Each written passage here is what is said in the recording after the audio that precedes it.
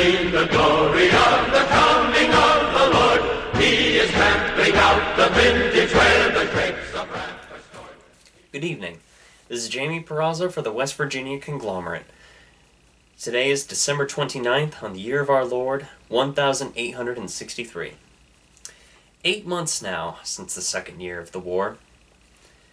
But has it been justified? Alternatively, is it unreasonable that we defend not only ourselves, but the sanctity of our country? This is the question we ask when we take up arms against our brothers.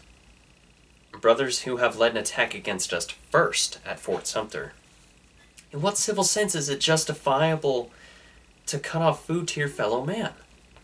Our President Lincoln was merely attempting to provide supplies for our soldiers. Did Confederate General Beauregard have no sense of what his actions would have set in motion? Of course, we are not surprised by the South's violence, as we know they are prone to it. While the battle at Fort Sumter resulted in no casualties, it did make the intentions of the South very clear. They will use chaos and destruction to get their way, rather than civil abilities it would appear they lack.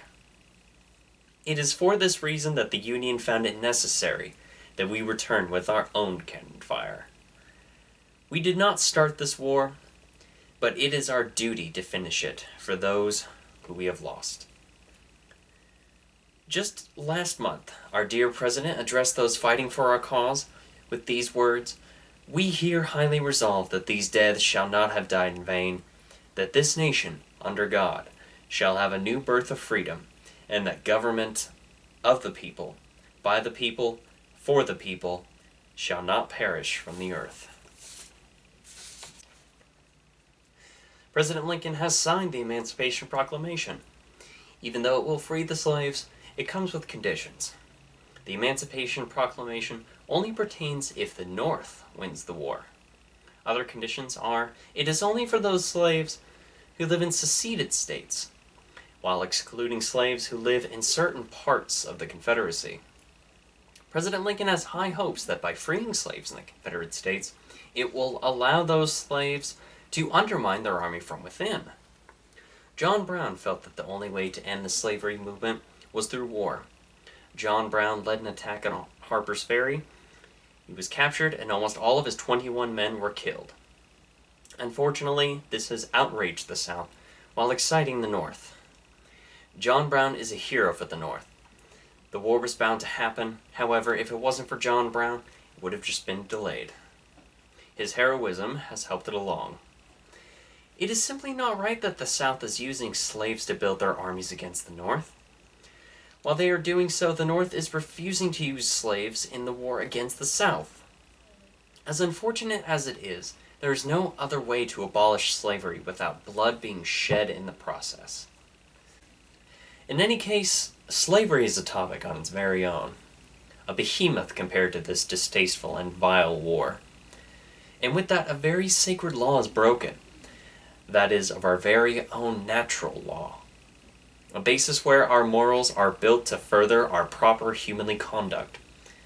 The South, the anomalous South, how they veer so distant from what is moral, and their deeper need of holding the black men and women captive just because of their difference of skin from ours.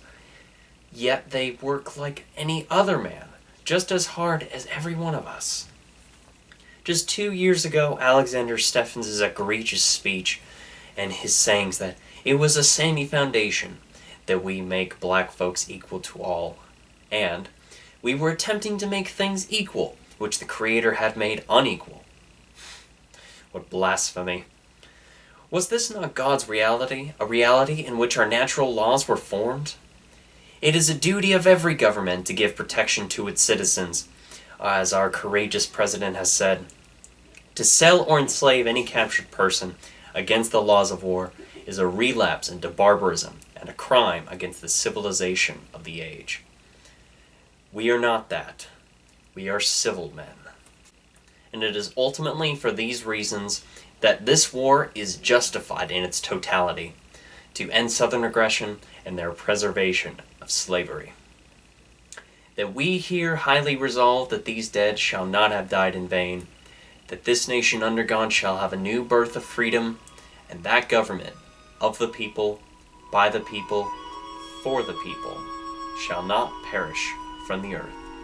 This has been Jayme Porrazzo for the West Virginia Conglomerate.